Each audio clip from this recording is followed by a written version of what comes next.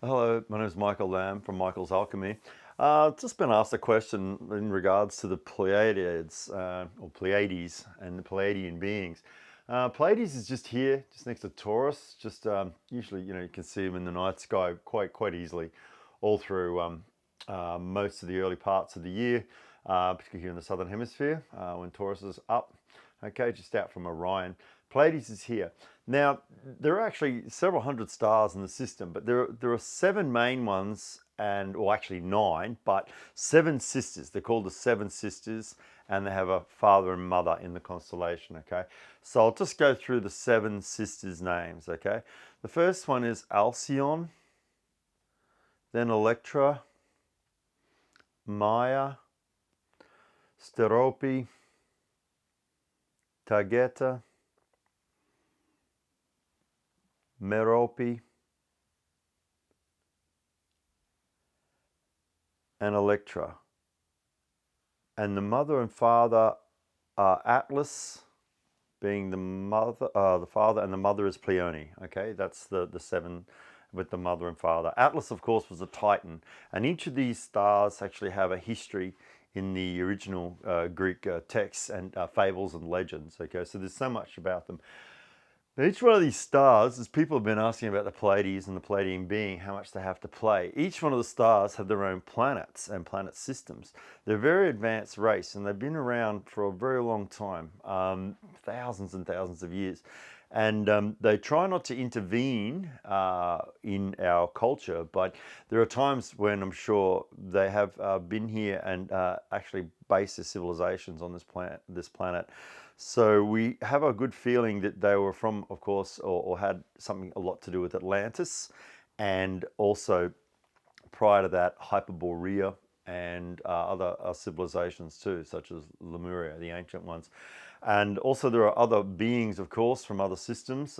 We have the Arcturians from over here. Arcturus is over here, this red giant just outside Virgo.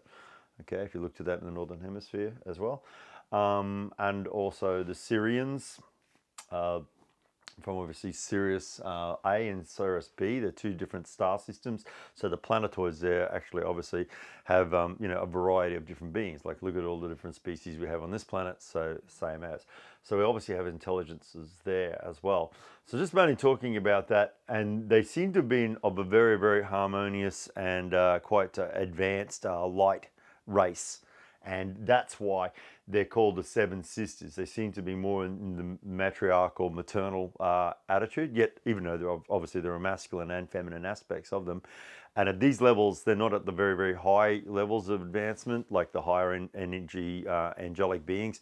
They are of an advanced level. That's why masculine and feminine is still devised. They're still in those bodies. They're not like a hermaphrodite or anything like that. They're not like what's called a combination of male and female, which is like a hybrid being. They work together, and they seem to be looking out over the earth. But once again, it's very, very hard to sort of say that. They connect with certain people for certain races or certain places or certain times. And people have to be of an awareness to actually communicate with them. They're quite heavily telepathic. They can communicate.